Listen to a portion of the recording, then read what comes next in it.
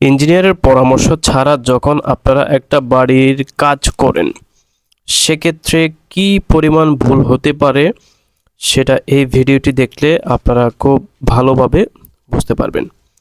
দেখতে পাচ্ছেন এখানে একটি কনস্ট্রাকশন প্রজেক্ট, এখানে রড বাইন্ডিং এর কাজটা সম্পন্ন করে ফেলছে, ঢালাইয়ের জন্য ওরা প্রস্তুতি নিচ্ছিল। এটি একটি প্রবাসী ভাইয়ের বাড়ি। সো উনি আমার ফেসবুক ফলোয়ার।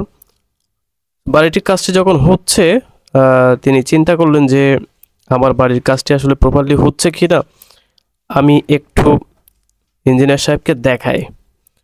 সো সেই জায়গা থেকে আমার সাথে কন্ট্যাক্ট করেন। কন্ট্যাক্ট করার পরে আমি বাড়িটি ভিজিট করি। ভিজিট করার পর যেটা দেখলাম, এখানে ভুলের কোনো শেষ নাই। টপ টু বটম সব জায়গায় ভুল, ঠিক আছে, ভুলে ভরা বলা যায়। সো এতগুলো ভুল নিয়ে আসলে কাজ করা মোটেও উচিত না।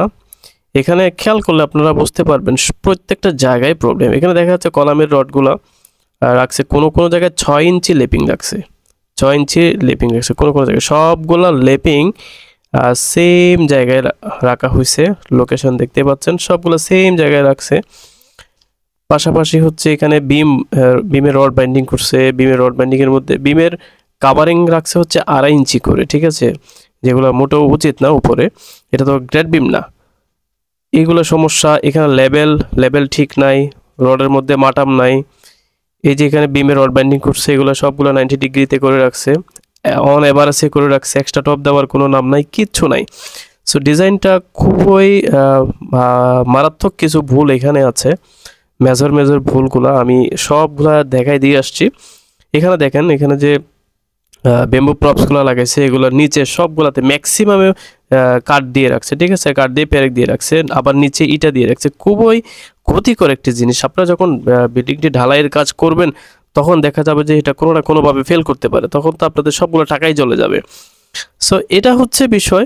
দেখা যাচ্ছে সব জায়গাতেই প্রবলেম, কোনো জায়গাতেই ঠিক নাই, ঠিক আছে।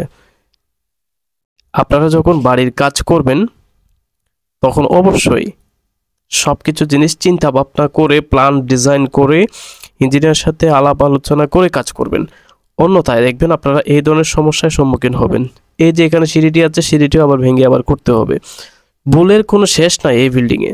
সো আপনারা যখন কাজ করবেন অবশ্যই চেষ্টা করবেন একজন ইঞ্জিনিয়ারের সাথে আলাপ আলোচনা করে, পরামর্শ করে কাজ করার জন্য। কারণ একজন কন্ট্রাক্টর আপনাকে বাড়ির কাজটি করে দিতে পারবে, সে ডিজাইন বুঝবে না, ঠিক আছে। যাই বলেন, আপনাকে যদি বলে যে ভাই আমি আপনার ইঞ্জিনিয়ার লাগবে না, আমি নিজেই ইঞ্জিনিয়ার, আমি কাজটি আপনাকে করে দিব, এই ধরনের কথাবার্তা থেকে আপনারা সবসময় এড়িয়ে চলবেন। নিজেই চেষ্টা করবেন একটা ডিজাইন করে কন্ট্রাক্টরের হাতে ধরিয়ে দিবেন যে ডিজাইন করা আছে, আপনি এই ডিজাইন অনুযায়ী কাজ করেন। অন্যথায় দেখবেন আপনারা এই ধরনের সমস্যায় সম্মুখীন হবেন। ধন্যবাদ।